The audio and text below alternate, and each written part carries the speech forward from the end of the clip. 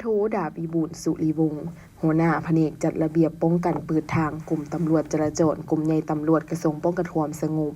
ได้ให้สัมภาษณ์ต่อสื่อมวลชนป้องกันความสงบในวันที่15 พฤศจิกายน 2025 ว่า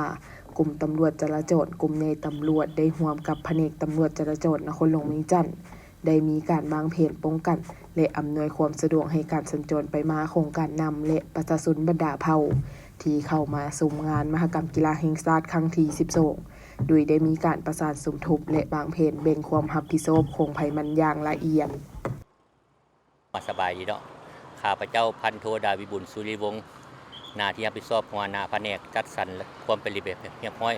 ของกรมตำรวจจราจรกระทรวงป้องกันความสงบในเฉพาะในการวางแผนจัดสรรและก็วางแผนป้องกันกำลังงานมหกรรมกีฬาที่นครหลวงเขาเป็นเจ้าภาพทีนี้สำหรับกรมตำรวจจราจรเขาก็ได้มีแผนอันละเอียดหลังจากภายหลังได้รับแผนจากอนุกรรมการแล้วเขาจะมาสร้างเป็นแผนเฉพาะของกรมเขาโดยประสานกับแผนกจราจรนครหลวงก็คือปกสนครหลวงเพื่อแบ่งความรับผิดชอบให้แต่ละหน้าที่ให้แต่ละบุคคลรับผิดชอบ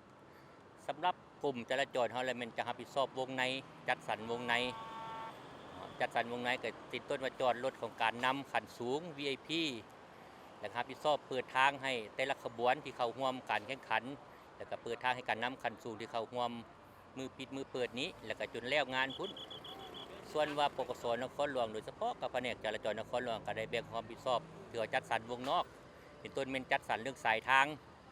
อัดแต่ละทางที่มีขบวนการที่เคยมีขบวนนักกีฬาจะแล่นผ่านหรือขบวนแขกที่จะแล่นผ่านนั้นคือว่านครหลวงจะได้จัดสรรจะมีทางลัดทางสำรองที่เขากำหนดไว้เพื่อห้องรับบ่ให้รถอังอ่อในช่วงที่ว่ามือเปิดงานแล้วก็มือแข่งขันแล้วก็มือปิดเพื่อเขาจะมีแผนลัดกับแผนสำรองที่ได้ประสานกันโดยการเห็นดีของคันเทิงเดือนในแผนเนาะสำหรับการแข่งขันปัจจุบันนี้ก็แม่นว่าได้เริ่มมาได้4-5 มื้อก็มาเบิ่งก็เห็นว่าการแข่งขันกับพาหนะก็เริ่มแออัดก็มีแต่ในนามเฮาเป็นเจ้าหน้าที่ก็มีขอเรียกร้องให้บรรดาท่านผู้ที่มาชมมาเชียร์การแข่งขันนี้ก็มีแต่ให้การร่วมมือกับเจ้าหน้าที่ในการสัญจรเจ้าหน้าที่แนะนำให้ไปเส้นทางใดก็ให้ปฏิบัติตามเส้นทางนั้นเพื่อบ่ให้มันแออัดจุดที่ว่าสนามกีฬานี้ที่ว่าไปตามจังหวะเพิ่นจะเฮ็ดเป็นระบบวงเวียนนอกนั้นเพิ่นจะมีรถ BRT อำนวยความสะดวกอีกสหายด้านใดที่ว่าบ่สามารถเอารถส่วนตัวเข้ามาก็สามารถขึ้นรถมี BRT เฮาเพื่อประจำสายทางที่เพิ่นกำหนดถือว่าในป้องกันครั้งนี้ก็ถือว่าเฮาก็ได้วางกำลังอย่างครบสุดเพื่อรับประกันในครั้งนี้ท้ายทุนนี้ก็ที่ผ่านมานี่เฮาประจำอยู่จุดดังกล่าวพบความยุ่งยากเท่าใดบ่เฉพาะข้อสะดวกข้อยุ่งยากนี่ก็มีก็สิสามารถแก้ไขได้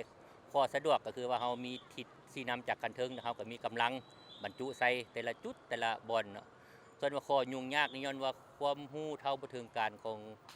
มวลชนบางฝักส่วนที่เพิ่นจะบ่รู้ในการเข้ามาและบ่รู้บ่อนจอดรถเพราะว่าสถานที่หลัก16เขาก็กว้างและเพิ่นก็จอดแบบซาๆเพราะฉะนั้นเฮาก็ได้แนะนำไอ้น้องคนนี้ไปบอกเพิ่นก็สิบ่มีปัญหาหยังย้อนว่าคนที่มาเข้าซุ้มมันหลายภาคส่วนหลายท้องถิ่นบางเทื่อเพิ่นอาจจะบ่รู้ระเบียบแล้วเฮาก็ได้แนะนำก็สามารถปฏิบัติได้ดีก็ขอบใจ